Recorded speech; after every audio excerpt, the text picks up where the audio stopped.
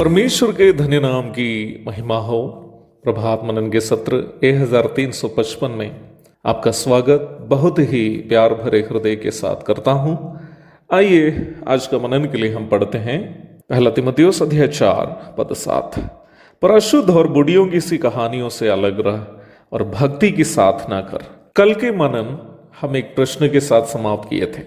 वो प्रश्न यह था कि जिस भक्ति परमेश्वर से प्रेम करने और सह मनुष्यों से सहानुभूति करने के लिए हमें प्रेरित करती है, उस भक्ति हमारे अंदर कैसे उत्पन्न होगी। हम ये देख चुके हैं कि वास्तविक भक्ति परमेश्वर से प्रेम करना और मनुष्यों के साथ सहानुभूति करनी है।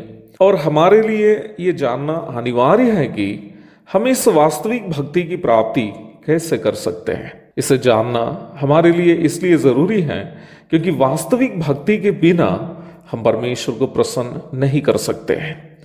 पाप में जीने वाला मनुष्य कभी भी ना परमेश्वर से प्रेम कर सकता है, ना ही सह मनुष्यों से सहानुभूति कर सकता है, क्योंकि पाप से प्रदूषित मनुष्य के शारीरिक अभिलाषाएं हमेशा परमेश्वर की इच्छा के विपरीत है। इसलिए ही पापी मनुष्य को सबसे पहले पाप से मुक्ति पाने की अनिवार्यता है।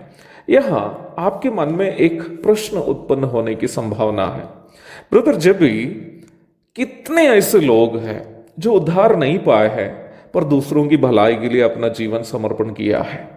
क्या परमेश्वर उनकी सहानुभूति को भक्ति नहीं मानेंगे? जी, आपने बिल्कुल सही पूछा है। बहुत से ऐसे लोग हैं जो पाप क्षमा और उद्धार नहीं पाए हैं, परंतु समाज में बहुत सारे भलाई के काम किए हैं और करते भी हैं।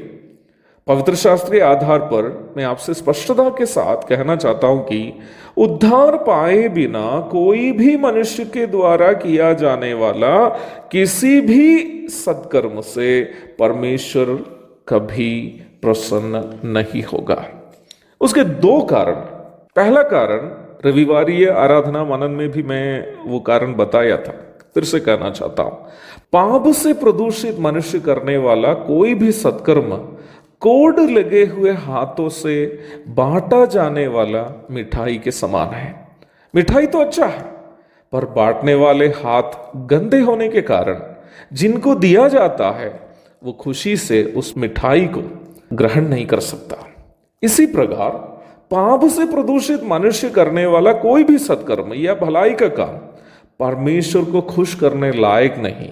यद्यपि उनके भला काम अच्छा तो है ही, परंतु उसे करने वाला पापी होने के कारण उनका भलाई का काम परमेश्वर के सामने परमेश्वर को खुश करने योग्य नहीं है।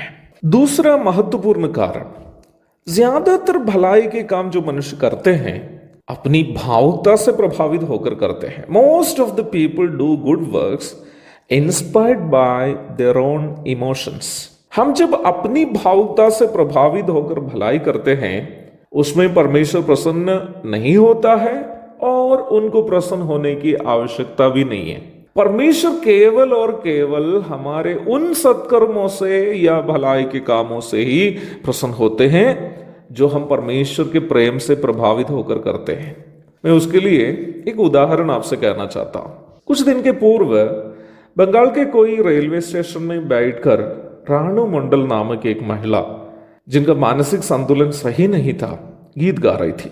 मैं ये नहीं सोचता हूं कि यदि वो महिला मानसिक रूप में सही स्थिति में होती तो गंदे कपड़े पहनकर बिना साफ सुथरे हालात में रेलवे स्टेशन में बैठकर गीत गाती। किसी ने उनके गीत का वीडियो रिकॉर्डिंग किया और वायरल कर दिया। भावुकता से भरकर लोगों ने उस महिला की तारीफ करने लगी और उनके वीडियो को ज्यादा से ज्यादा शेयर करने लगे। तुरंत बॉलीवुड से भी एक म्यूजिशियन, संगीतकार अपनी भावुकता से प्रभावित होकर रानू मंडल को फिल्म में गीत गाने का अवसर दिया।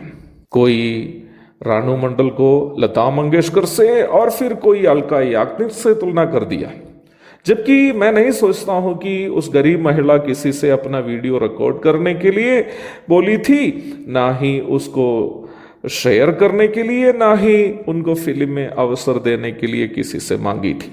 सब लोगों ने अपनी भावुकता से प्रभावित होकर इन सब कार्य किए।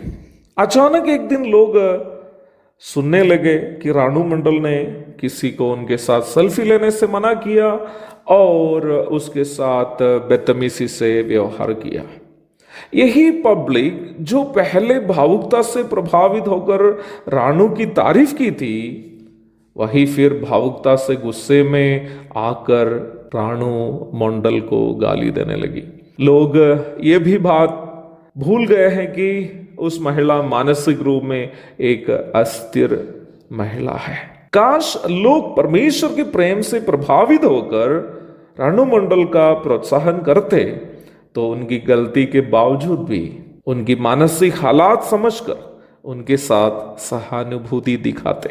आज रानू मंडल के फोटो के नीचे गाली बकने वालों को देखकर मुझे संदेह यह है कि मानसिक स्थिरता सही में रानू मंडल की गड़बड़ है या इन लोगों की।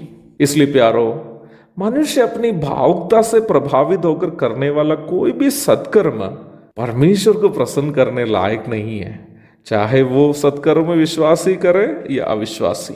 परमेश्वर केवल वही सत्कर्मों से प्रभावित होता है जो सत्कर्म हम परमेश्वर के प्रेम से, परमेश्वर से हमारा प्रेम से प्रभावित होकर करते हैं। इसलिए ही सही भक्ति का उद्गम परमेश्वर के प्रति हमारा प्रेम से ही उत्पन्न होना चाहिए।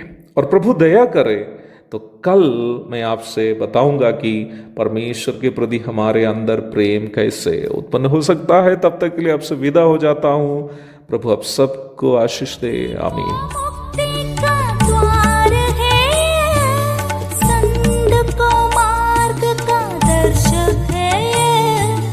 विश्वास जो करते